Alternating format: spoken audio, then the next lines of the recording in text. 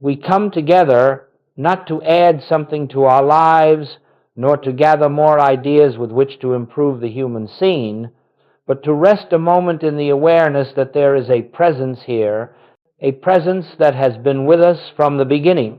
If there is any purpose in our being together, it is to remember that the harmony we seek cannot be established by human effort, and the peace we long for cannot be secured by personal striving. For centuries, the world has labored under the belief that through enough thought, enough planning, enough force of will, life can be reshaped into something whole. Yet each attempt, no matter how sincere, leads only to further restlessness, because that which is born of human effort must be maintained by human effort, and therefore never brings freedom. As we sit here, let us acknowledge honestly that every one of us has tried, at some time, to repair our lives through our own strength. We have tried to change people, to adjust circumstances, to rid ourselves of fear, to pray for conditions to be altered, and yet, if we look carefully, we discover that no matter how much repairing we have done, the root of our unrest remains untouched. We have been working in the realm of effects where nothing real can be changed, because effects have no life of their own. They are but shadows of belief. The infinite way reveals a simple but revolutionary truth.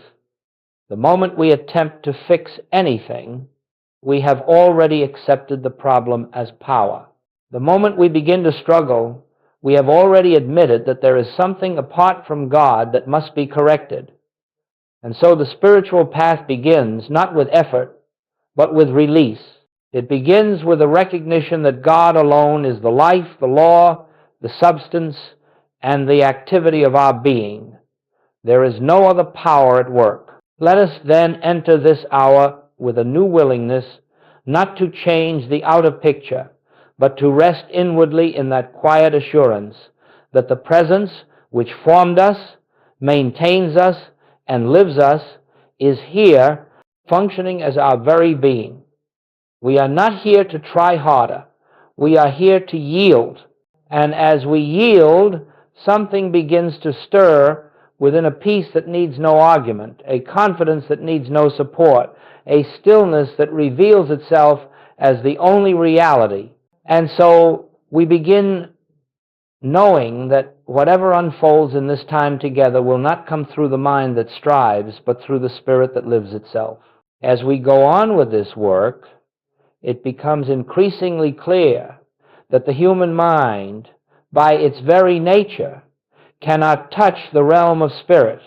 It is not because the mind is bad, nor because it is unworthy, but because the mind functions only within the field of effects, and spirit operates at the level of cause. When we attempt to fix, correct, or improve the outer picture, we are unknowingly trying to manipulate the shadows while remaining unaware of the light from which they arise. And so no matter how diligent the effort, no matter how intense the desire, our attempts to rearrange the shadows leave us exhausted, for we have never touched the source. You may notice that the more you struggle with a problem, be it a physical condition, a financial concern, a relationship difficulty, the more substantial it seems to become. Why is that? It is because the moment you attempt to correct a condition, you have given it reality. You have granted it a power of its own.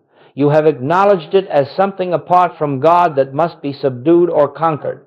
And in that very act, you have moved out of spiritual awareness into the belief of two powers, a good power that you seek and an evil power that threatens.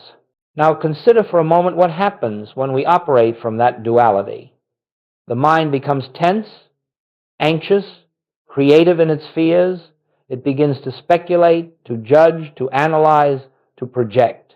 All of this activity is but a sign that we have accepted the appearance as true and are now working with it on its own level. But truth is never found on the level of appearances. Truth is found only when we retire from the battle and return to the realization that God is the only presence and the only power functioning anywhere. Human fixing always fails because it begins with a false premise. It begins with the belief that something has gone wrong in creation. It begins with the assumption that our task is to repair the handiwork of God or to add something to the completeness of divine being. But the spiritual reality is that nothing God has created can be improved, and nothing unlike God has ever been formed. The entire structure of fixing rests upon illusion, and so in this work we are asked to lay down the tools of the human mind, not because they are sinful, but because they are useless in the realm of spirit. We do not reach God through thinking, planning, pleading, or even through our most earnest desires. We reach God when thought becomes still, when effort is surrendered, when we recognize that the divine activity is already present and needs no assistance from us. This is not an easy realization, because the mind has been trained through centuries to believe that its task is to solve, to manage, to correct, to protect. But as long as we are engaged in the work of fixing, we are closing our ears to that still small voice which whispers, "Be still and know that I am God." Not be clever, not be strong, not be determined, but simply be still. In stillness, the false sense of a problem dissolves, not because we have conquered it, but because we have ceased granting it reality. As we continue deeper, we must remember this. Anything we try to fix, we first affirm as real. Anything we release into God's presence, we allow to dissolve as illusion. Let this sink gently into your consciousness, for upon this foundation the entire spiritual life rests. As we go forward together, let us remember that all spiritual progress rests upon a single shift, turning away from the world of effects and returning to the realization of cause. Nearly the whole of human living is spent in the realm of effects, looking at bodies, finances, relationships, politics, emotions, and trying to improve them. Yet none of these have ever been self-created. They are the outpicturings, the shadows of a deeper state of consciousness. And so long as we give our attention to the shadows, we cannot see the light from which they arise. This is why the world exhausts itself with endless attempts to fix, correct, and reform outer conditions. It has never understood that the outer is but the product, never the producer.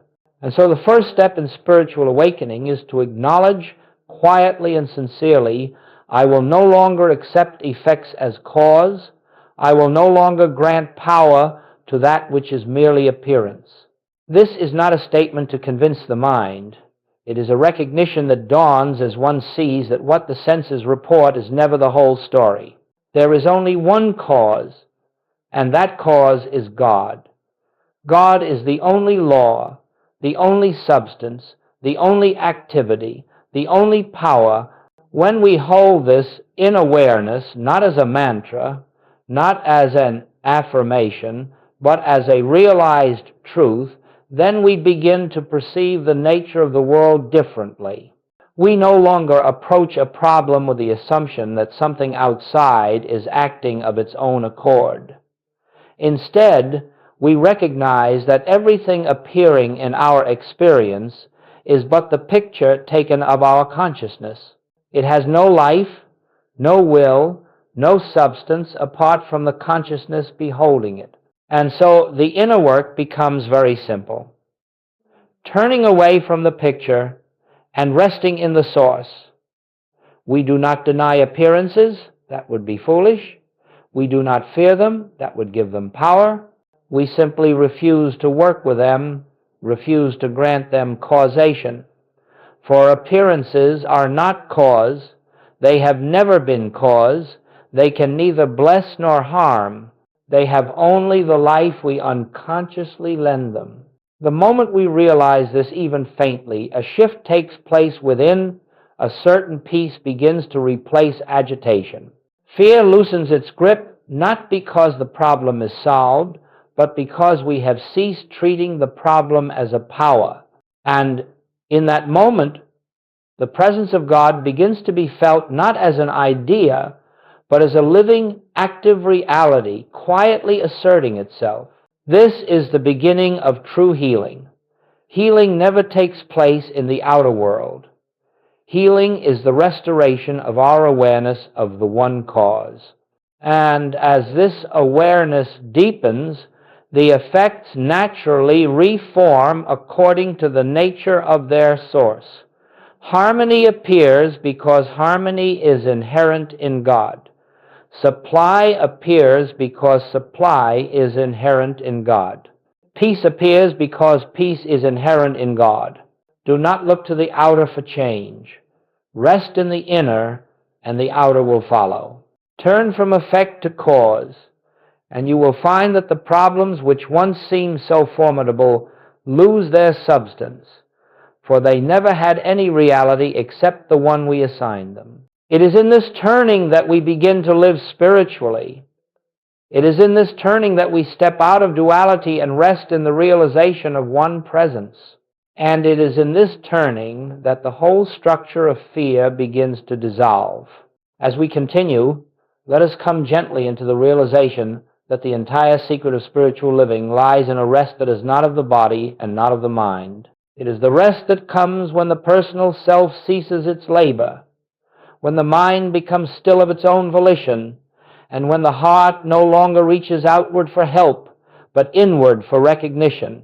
This rest is not something we create. It is something we permit. The world has always assumed that answers come through struggle, through mental concentration, through effort of some kind.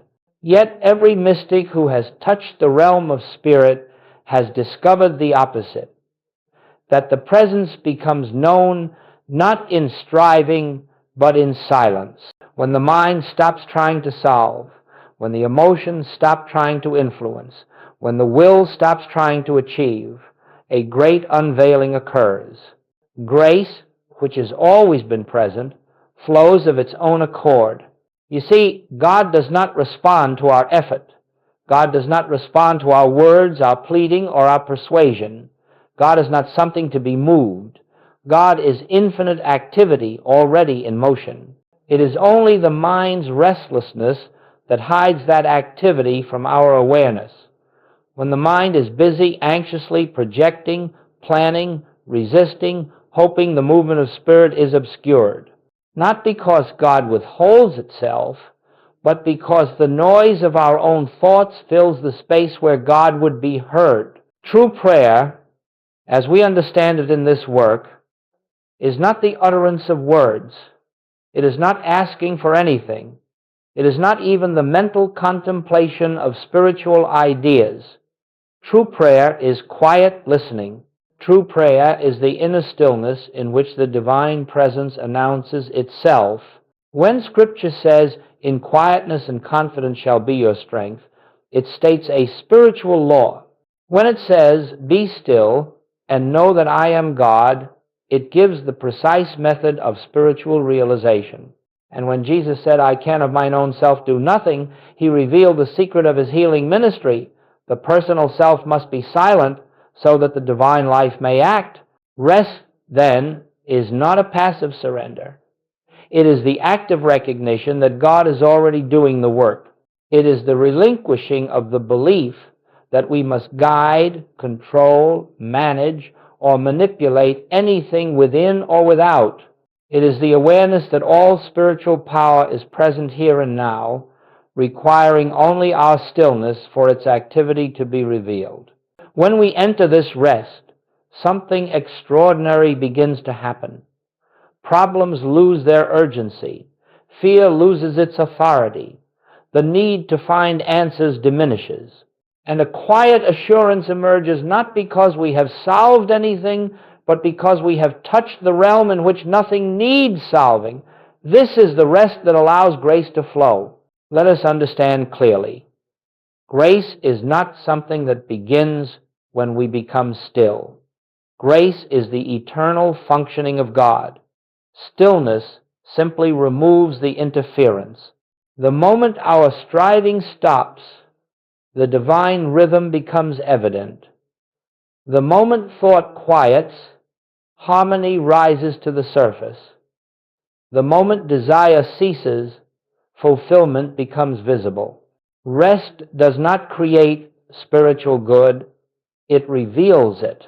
And so, in this work, we learn to be still, not as a technique, but as a recognition.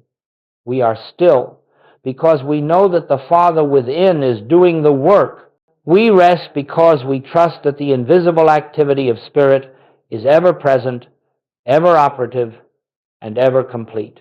In this sacred rest, life begins to unfold from the center outward, not by our effort, but by God's grace. Now let us come to a point that is often taken outwardly and therefore misunderstood, this matter of doing nothing. When we say in spiritual work that you are to do nothing, many immediately assume that this is a call to neglect the responsibilities of human living or to become indifferent to the conditions that arise in daily experience. But that is never what is meant. The infinite way is not a path of avoiding life, it is a path of seeing life correctly. To do nothing means only one thing. Do not attempt to use the human mind as the instrument of God. Do not attempt to change conditions through thought, emotion, or willpower. Do not try to push truth into a situation. Do not attempt to bring God to where God already is. When we say do nothing, we are speaking of the inner life, not the outer. Outwardly, you may continue your work, care for your family, tend to your duties. But inwardly, there must be a profound surrender, a refusal to use the mind as a tool of spiritual manipulation. The moment you begin to think that you can direct spiritual power, you have stepped into illusion. The moment you try to make truth accomplish something, you have left truth behind. Doing nothing is the cessation of mental activity that believes it knows what the condition is, what caused it, or how it should be corrected. It is the refusal to engage the mind in spiritual work, for the mind is never the instrument of Spirit. The mind is the receiver of appearances. Spirit is the reality behind them.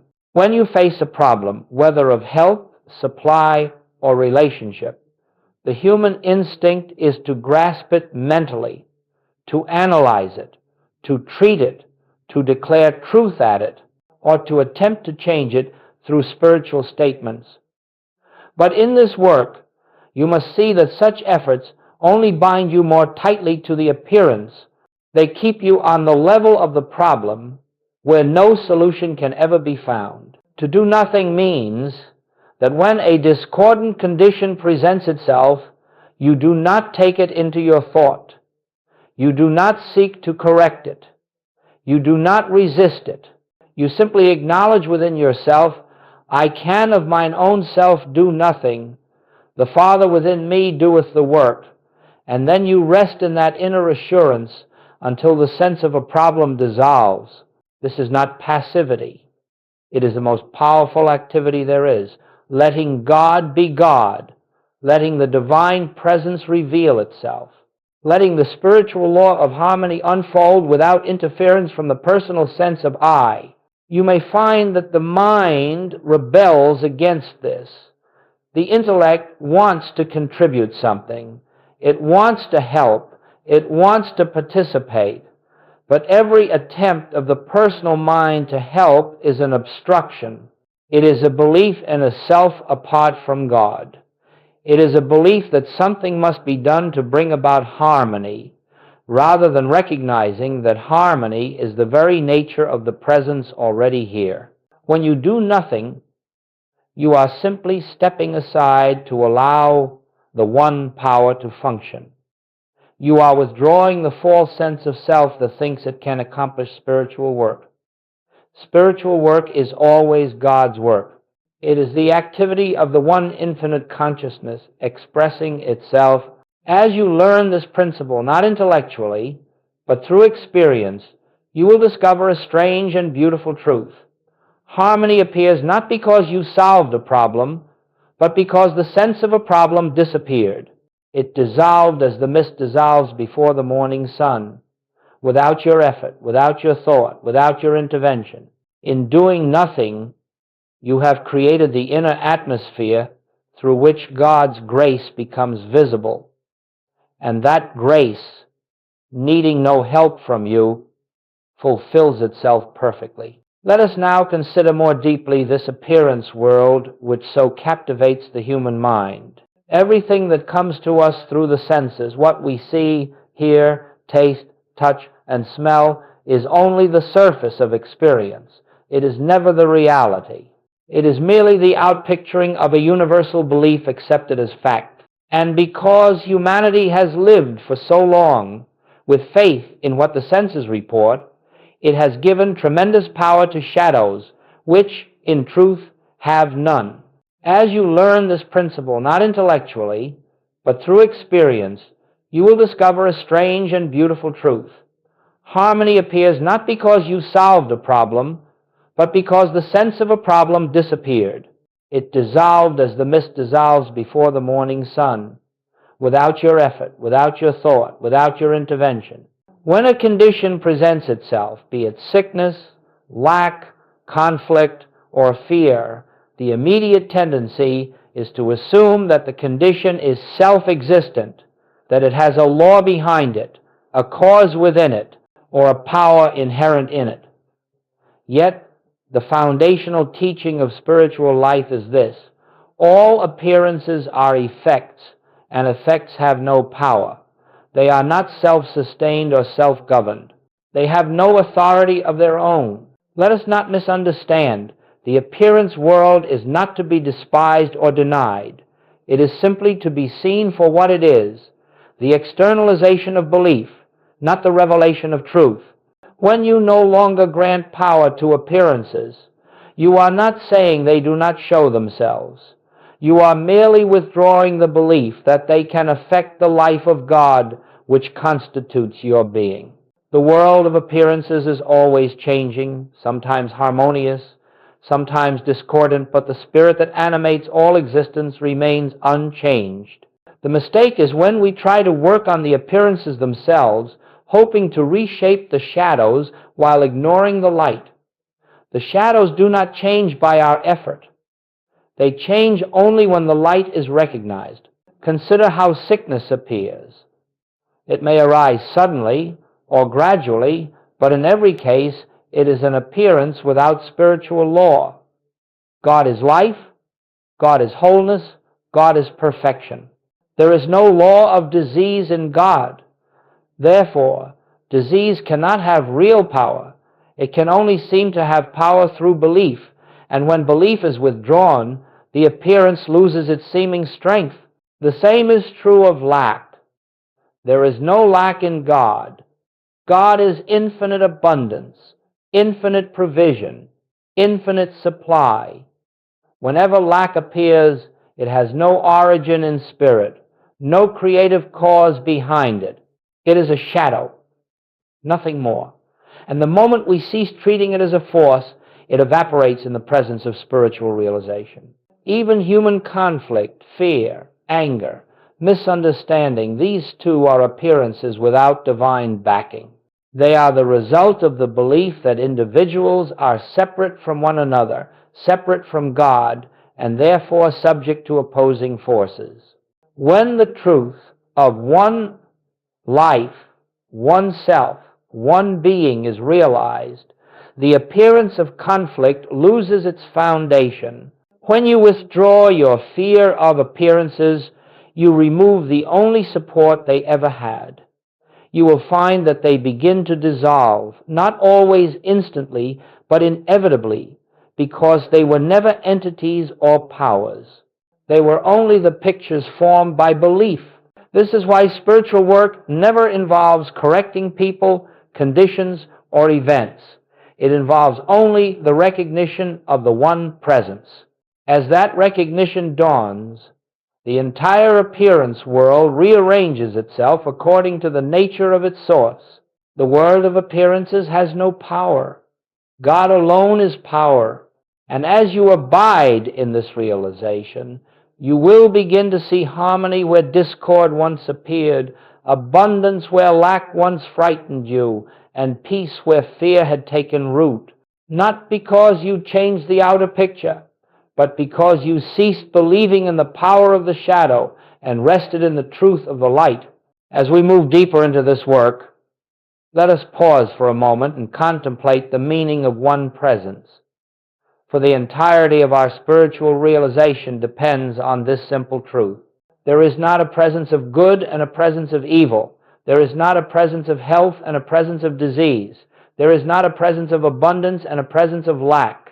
There is one presence only, God, infinite, indivisible, whole. And the degree to which this is felt, not merely understood, determines the measure of harmony that appears in our daily experience. Resting in one presence means that we relinquish the belief that anything else operates. It means we no longer look out at the world as though it contains powers that can act upon us. It means that we are not disturbed by appearances, for we know that the appearance has no authority.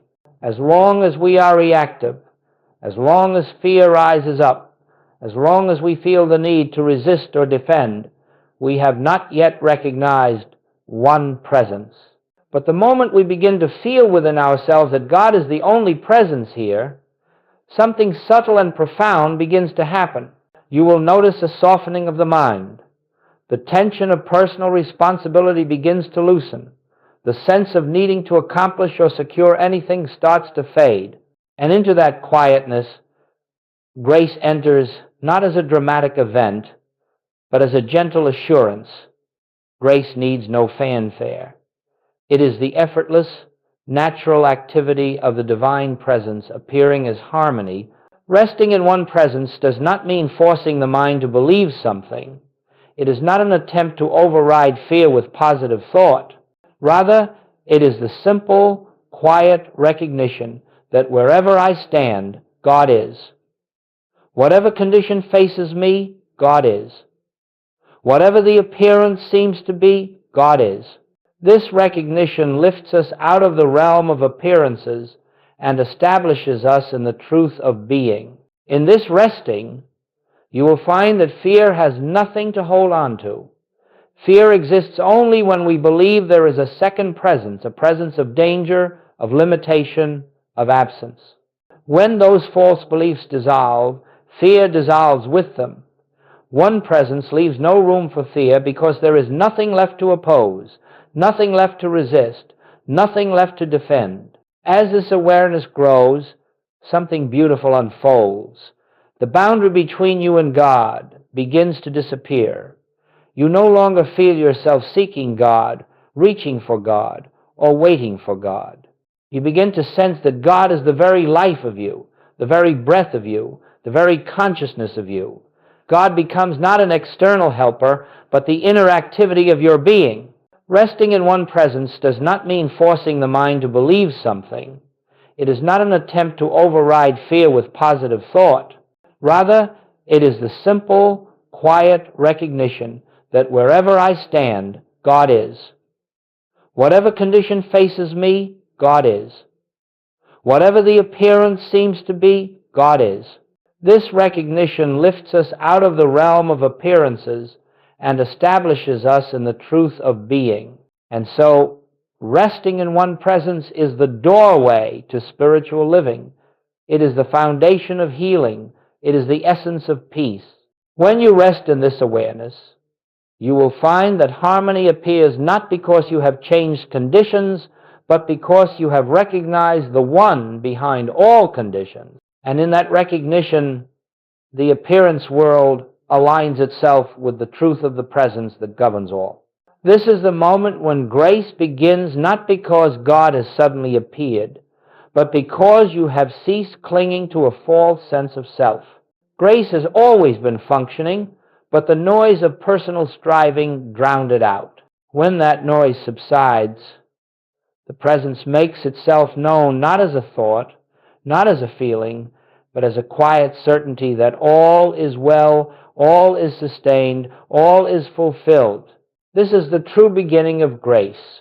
It is the moment when God becomes more real to you than the appearance, when the invisible becomes more substantial than the visible, when the inner assurance becomes the law of your being, and from this resting place, life unfolds naturally, without strain, without fear, without the endless search for solutions, because you have discovered the one presence that is the solution to everything. The visible world is not a world of causes. It is a world of effects. It is the picture formed by the state of our consciousness in the moment.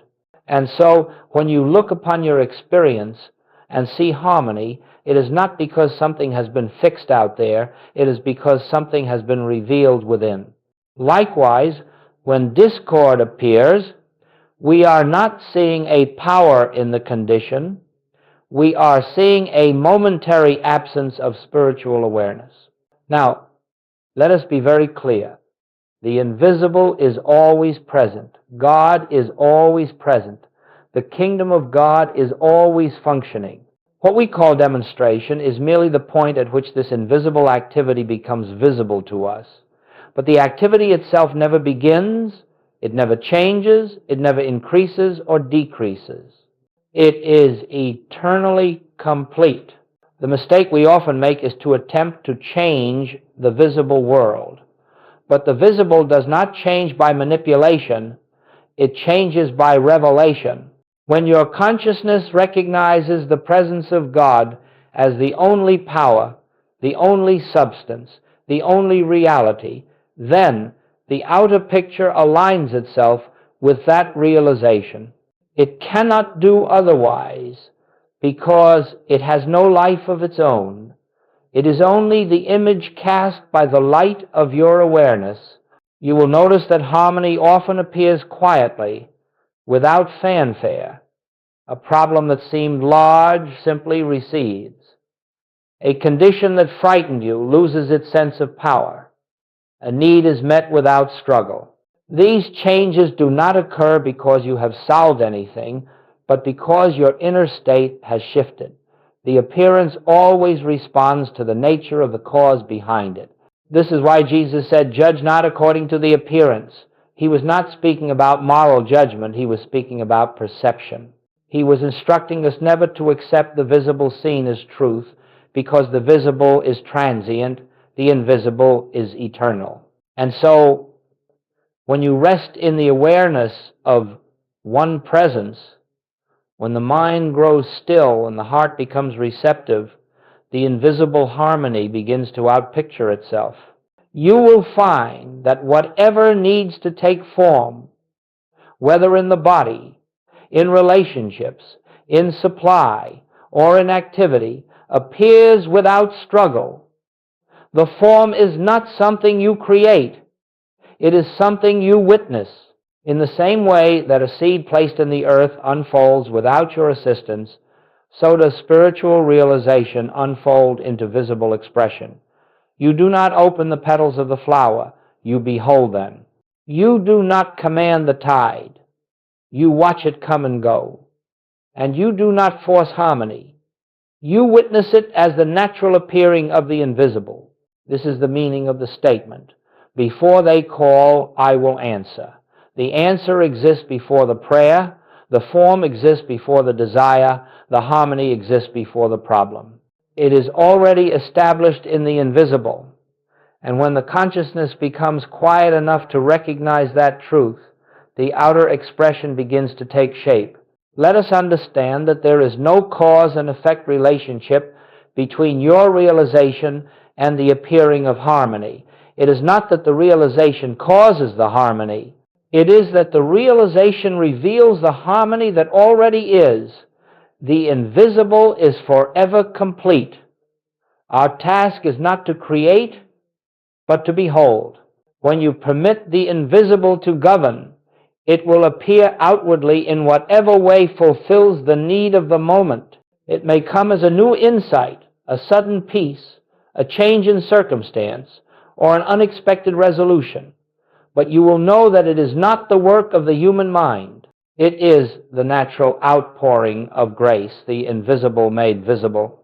In this recognition, your life becomes a continual unfolding of spiritual harmony, not because you are directing your experience, but because you are allowing God to reveal itself in the only way God can, as the allness of your being made manifest in daily living.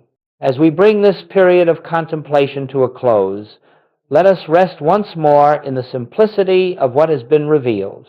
We have seen that there is no life to be fixed, no condition to be changed, no outer world to be reshaped. The entire burden of struggle has arisen from the belief that we, as persons, must somehow improve the handiwork of God. But as we go deeper into spiritual understanding, we discover that divine harmony is already established, already complete, already present as the invisible reality of our being. As we bring this period of contemplation to a close, let us rest once more in the simplicity of what has been revealed. We have seen that there is no life to be fixed, no condition to be changed, no outer world to be reshaped. The entire burden of struggle has arisen from the belief that we, as persons, must somehow improve the handiwork of God. Whatever discord has appeared in our experience has been but a shadow of belief, not a power. Whatever fear has troubled us has had no law behind it, no substance sustaining it. And whatever healing we have sought has never been the changing of matter, but the awakening of consciousness to its oneness with God. When that oneness is felt, the need to struggle falls away, for we know that the Father within is the only activity of our life. In this silence, you will find that there is nothing to ask for. There is nothing missing. There is nothing incomplete. You are standing in the presence of the one who has been your life from the beginning, the one who maintains and sustains all creation in perfect order. This presence does not begin its work when you call upon it. It is eternally functioning, eternally fulfilling itself as your life. And so, as we leave this time together, let the remembrance abide with you. There is nothing you must fix. There is nothing you must make happen. There is nothing you must change. All that is required is the quiet recognition of God as the only presence and the only power. Be still often. Let the mind rest. Let the heart open. Let the spirit within you bear witness to itself. And in that sacred stillness, you will find the assurance that all is well, not will be, but is. May this awareness go with you, not as a thought, but as the living presence that walks where you walk, breathes where you breathe, and lives as your very being. And now we rest in that peace, trusting the unseen activity of grace, knowing that its work is already complete.